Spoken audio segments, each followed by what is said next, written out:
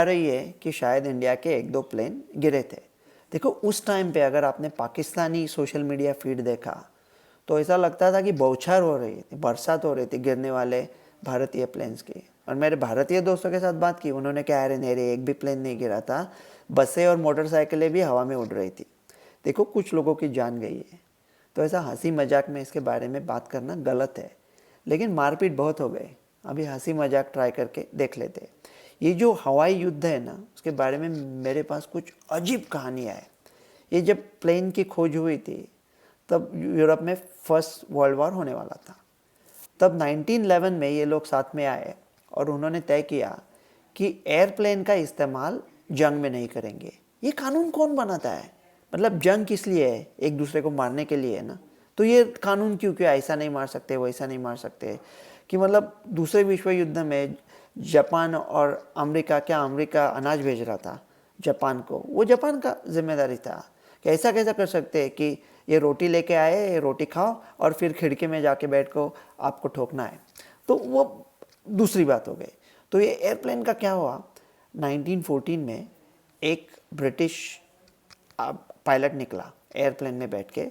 वो देख रहा था कि जर्मन फौजें कहाँ खड़ी है, तो वो गया जर्मन फौजों के ऊपर। वहाँ से एक जर्मन एयरप्लेन आ रहा था, वो देख रहा था ब्रिटिश फौजें कहाँ खड़ी है, उसलिए उसका इस्तेमाल होता था।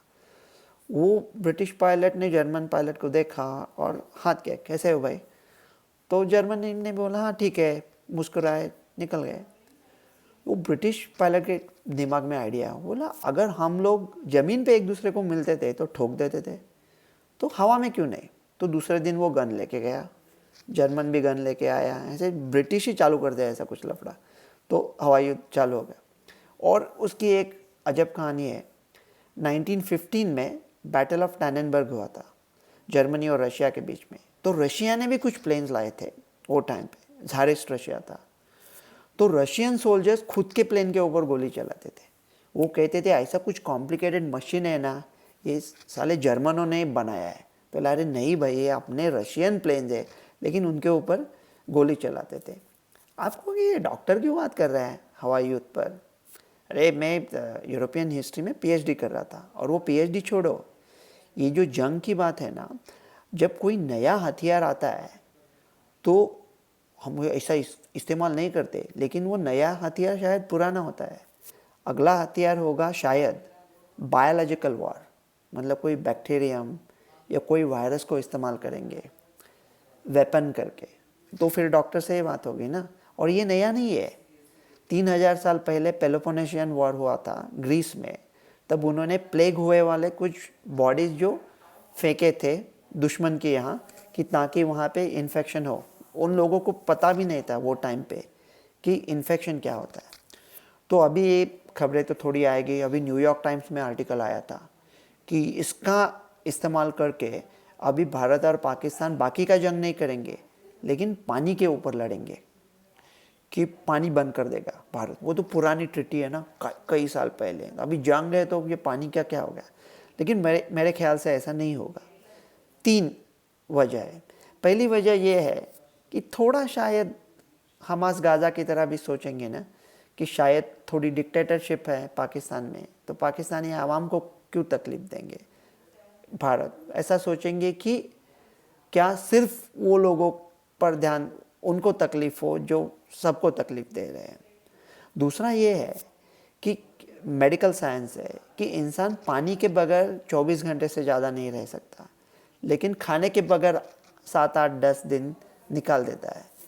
तो किसी का पानी बंद करके किसी बेसहारा पोजीशन में किसी ऐसे आदमी को क्यों डाले जिसके पास कोई बड़ा हथियार हो? तो क्यों उसे मजबूर करें?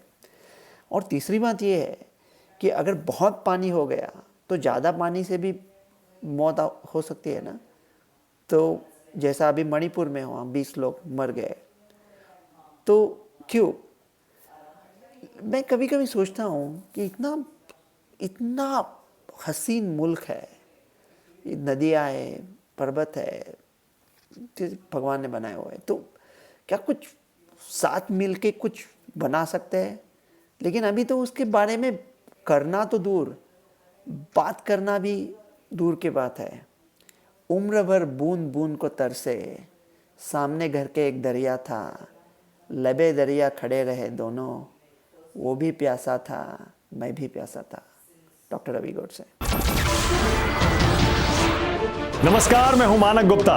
अगर आपको हमारा ये वीडियो पसंद आया हो तो इसे लाइक और शेयर जरूर करें, और हां, हमें सब्सक्राइब और फॉलो करना ना भूलें ताकि आप देश और दुनिया की कोई खबर मिस ना करें।